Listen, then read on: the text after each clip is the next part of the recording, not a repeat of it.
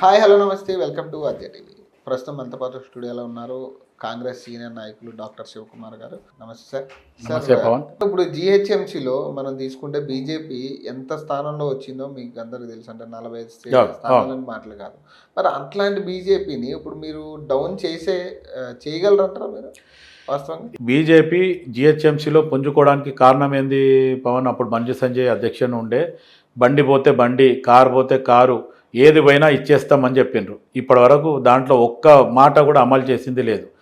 సరే, అక్కడ బండి సంజయ్ ఏదైతే ఉందో కేసీఆర్ మీద దూచుకోపోతుండు, కేసీఆర్ చేసిన తప్పుల మీద, కేసీఆర్ చేసిన స్కీమ్ల మీద ఆయన ఖచ్చితంగా నిలదీస్తుండు అనే ఒక ఉద్దేశంతో ఈరోజు వాళ్ళ అధినాయకం ఏం చేసింది, కిషన్ రెడ్డి గారిని తీసుకొచ్చి బండి సంజయ్ని పక్కకు జరిపింది. అంటే వాళ్ళ లోపాయి ఒప్పందకరాలు కరెక్ట్ ఉన్నాయి. ఎప్పుడైతే కవిత అని బీజేపీ ఈడీ కేసులో ఇక పోతుంది, డాక్టర్లను తీసుకొచ్చి టెస్ట్ చేయడము, అంబులెన్స్ తీసుకురావడం, ఆడ సెక్యూరిటీ ఫోర్స్ నిలబెట్టడము ఏదైతే జరిగిందో కవిత లోపల పోతుంది అనేది ప్రజలలో ఒక ఆకర్షితంగా, అంటే ఒక క్రికెట్ మ్యాచ్ లాగానో 4 కొడుతుండు 6 కొడుతుండు అనే రకంగా చూడడం జరిగింది. కానీ వాళ్ళంతా మొత్తంగా చేసి మొత్తానికి ఏమీ లేకుండా తుస్సుమనిపించారు. ఈరోజు దానివల్ల ఈరోజు బీఆర్ఎస్కి కానీ బీఆర్ఎస్కి కానీ అటు బీజేపీకి కానీ ఇద్దరికి కూడా అది ఇబ్బందికరం అయిపోయింది. వాళ్ళ లోపాయి ఒప్పందకారాల వల్ల ప్రజలు ఈరోజు ప్రతిదీ కూడా భూతద్దంలోకి పెట్టి చూస్తున్నారు. కాబట్టి ప్రజలకు కూడా అర్థమైంది. ఈరోజు రేపు బీజేపీ కవితను అరెస్ట్ అప్పుడే చేసి ఉంటే ఈరోజు బీజేపీ మంచి ఫామ్లు ఉండేది. ఎప్పుడైతే కవితను అరెస్ట్ చేయలేదు, వీళ్ళంతా ఖాళీ డ్రామాలు ఆడుతున్నారు, ఖచ్చితంగా ప్రజలను మోసం చేస్తున్నారు అనేది ఒక నిర్ణయం తీసుకున్న తర్వాతనే ప్రజలంతా ఈరోజు బీజేపీకి లేకుండా పోయినారు. దాని రకంగా ఆలోచిస్తే మునుగోడును కూడా మీరు తీసుకోండి.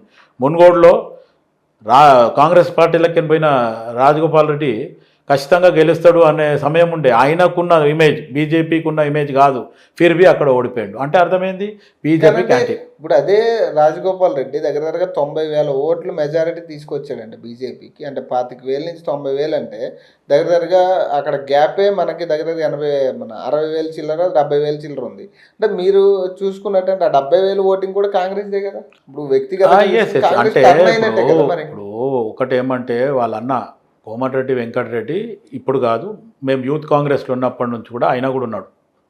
ఆయన సిటీ యూత్ కాంగ్రెస్ అధ్యక్షుడు సుధీర్ కుమార్ ఉండే, దాని తర్వాత ఆర్ నరేందర్ గారు సిటీ అధ్యక్షులు ఉండే సిటీ యూత్ కాంగ్రెస్కి.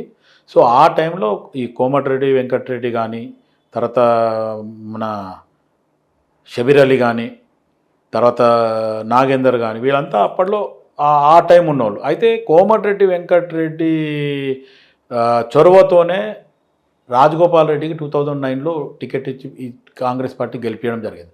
అయితే వెంకటరెడ్డి మీద మంచి అభిప్రాయం ఉంది కాంగ్రెస్ పార్టీకి హైకమాండ్లో.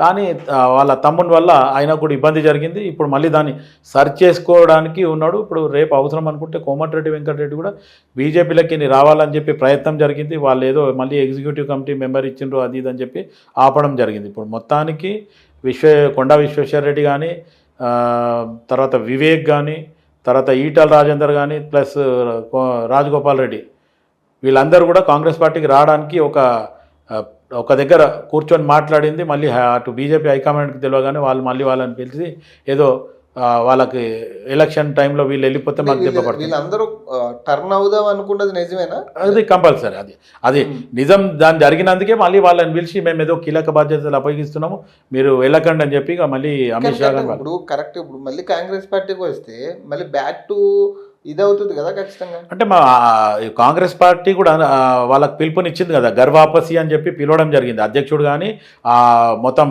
టీపీసీసీ టీంలో చెప్పడం జరిగింది. ఎవరెవరైతే కాంగ్రెస్ పార్టీలకి వాళ్ళకి ఏదో అవసరంకు వాళ్ళకు సెట్ కాలేదు, మేము అందుకే పార్టీ మారినామని ఏదైతే వాళ్ళ భేదాభిప్రాయాలు ఉండేనో వాళ్ళని మీ భేదాభిప్రాయాలు పక్కన పెట్టండి. రేవంత్ రెడ్డి గారు డైరెక్ట్ చెప్పడం జరిగింది, నేను ఉండను, ఒకవేళ నా మీద ఏమైనా మీకు ఇబ్బంది ఉంటే నేను పక్కకు ఉంటాను, మీరు హైకమాండ్తో మాట్లాడండి, మన ఇన్ఛార్జ్ ఎవరు ఉంటో వాళ్ళతో మాట్లాడండి, మీరు గర్వాపసి రమ్మని చెప్పి పిలవడం జరిగింది. అంటే సీఎం అభ్యర్థి ఎవరండి ఇప్పుడు కాంగ్రెస్లో? ఇప్పుడు రేవంత్ రెడ్డి అని కొంతమంది అంటారు, కొంతమంది మళ్ళీ లేదు బట్టి విక్రమార్క గారికి ఇవ్వాలని చెప్పి కొంతమంది అంటారు, ఒక పక్కన హనుమంతరావు గారు ట్రై చేస్తున్నారు. ఇది ఎవరు అసలు కాంగ్రెస్లో నెక్స్ట్ ఇక్కడ సీఎం అభ్యర్థి ఎవరు? ఇప్పుడు కాంగ్రెస్ పార్టీలో ప్రతి ఒక్కరు కూడా అనుభవజ్ఞులే ఉన్నారు, చాలా సంవత్సరాల నుంచి పనిచేసిండ్రు. ఇప్పుడు నేను అటువంటిది యూత్ కాంగ్రెస్లో 1983లో జాయిన్ అయిన పవన్. ఆ రకంగా ఆలోచిస్తే ఇన్ని సంవత్సరాల నుంచి పార్టీతోనే అంకిత భావంతో పనిచేయడం జరిగింది. ఆ రకంగా ఆలోచిస్తే కాంగ్రెస్ పార్టీలో చాలామంది అనుభవజ్ఞులు ఉన్నారు, ఆ పోస్ట్కి ఎలిజిబిలిటీ కూడా ఉంది. కానీ హైకమాండే దాన్ని ఫైనల్ డిసిషన్ తీసుకుంటుంది. హైకమాండ్ ఎవరినైతే ముఖ్యమంత్రిని చేస్తుందో హైకమాండ్ చేసిన వాళ్ళనే రేపు ఖచ్చితంగా అందరు కూడా శిరసా వహించాల్సి వస్తుంది. ఇంకోటండి, అంటే తెలంగాణ రాజకీయాల విషయంలో అంటే రోజు రోజుకి చూస్తుంటే అంటే ఈ మహిళా బిల్లు కానీ ఇవన్నీ చూస్తున్నప్పుడు మీకేమనిపిస్తుంది, అంటే ఎంతవరకు నెగ్గే ఛాన్స్ ఉంటుంది కాంగ్రెస్? ఇప్పుడు ప్రస్తుతానికి ఈ 9.5 సంవత్సరాలలో ఈ బీజేపీ ప్రభుత్వం కానీ లేకపోతే టీఆర్ఎస్ బీఆర్ఎస్ కానీ ప్రజలకు మేలు చేసింది ఏమి లేదు. దీనివల్ల ప్రజలలో యాంటీ టెండెన్సీ వచ్చింది.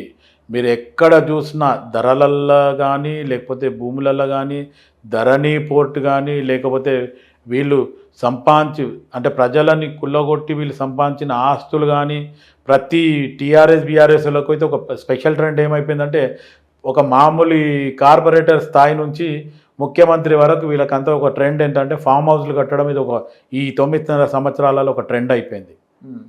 ఈ రకంగా ప్రజలలో ఏమంటే వ్యతిరేకం ఆల్రెడీ ఉంది కాబట్టి కాంగ్రెస్ పార్టీ ఏదైతే ప్రజా వ్యతిరేక విధానాల మీద ఒక 2.5-3 సంవత్సరాల నుంచి పోరాటం చేయడం జరుగుతుంది. ప్రజలు దానికి ఆకర్షితమై ఖచ్చితంగా ఇప్పుడున్న అధ్యక్షుని రేవంత్ రెడ్డి ఆధ్వర్యంలో ఎన్నైతే కార్యక్రమాలు అయినాయో అన్నీ కూడా విజయవంతమైనవి. ప్రతి దగ్గర కూడా పార్టీలో ఇంటర్నల్గా ఏదైనా విభేదాలు ఉన్నాయి కూడా అవి కూడా పక్కకు తొలగినాయి. అంటే మొన్న జరిగిన సభకు తర్వాత మీకు ఏమన్నా ఎంతవరకు మైలేజ్ వచ్చి ఉంటుంది ఆ సభకి? సోనియా గాంధీ కానీ ఈ మాట్లాడిన తర్వాత వచ్చిన తర్వాత ఈరోజు తుక్కుగూడలో ఏదైతే సభ జరిగిందో అది నిజంగా కూడా చాలా ఘనంగా జరిగింది. నా ఉద్దేశంలో అయితే అది ఆ ప్రోగ్రామ్ సక్సెస్ఫుల్ ప్రోగ్రామ్. మేము కూడా వెళ్ళడం జరిగింది. మొత్తానికి ఒక 3-4 కిలోమీటర్ల వరకు ఆ తుక్కుగూడ ప్రాంగణం కాకుండా ఆ మొత్తం ఔటర్ రింగ్ రోడ్ కానీ అదంతా మొత్తం జనాలు రోడ్ల మీద వండుకున్నారు జాగా సరిపోకుండా. అంటే ఆ ప్రాంగణానికి పోలేకుండా కూడా పబ్లిక్ అంత అయింది. కనీసం ఇక్కడ నుంచి ఒక 2 కిలోమీటర్స్ పోవాలంటే 2.5 hours పట్టింది మాకు. ఇట్లాంటి పరిస్థితి అంటే జనాలలో మంచి అభిప్రాయం ఉంది. ఒక్కటేంటంటే నేను కూడా నా సైడ్కి కూడా చెప్తున్నా, మా కాంగ్రెస్ పార్టీ నాయకులు సరిగ్గా అంటే ఒక కాన్స్టిట్యున్సీ వైజ్ ప్రజలని నాయకులని కలిసికట్టుగా పోతే మటుకు రేపు ఖచ్చితంగా కాంగ్రెస్ పార్టీ అధికారంలోకి రావడం ఖాయం. అంటే లేదంటారు ఇప్పుడు కలిసికట్టుగా తీసుకెళ్లే బాధ్యత లేదంటారు ఇప్పుడు? అంటే ప్రజలు ఆల్రెడీ డిసైడ్ చేసిండ్రు పవన్, ఖచ్చితంగా ఈ 2 పార్టీలకి రేపు ఓటు వేయొద్దు అనేది ఒక నిర్ధారణకు వచ్చిండ్రు. మా కాంగ్రెస్ పార్టీ నాయకులకు కూడా నేనేం చెప్తున్నానంటే మనము కాంగ్రెస్ పార్టీ రేపు అధికారంలోకి వస్తుంది అనేది ఒక ఆలోచన కాకుండా మనం ఖచ్చితంగా మనం కూడా కష్టపడాలనేది నేను మీ మీడియా పరంగా నేను చెప్పడం జరిగింది. Thank you.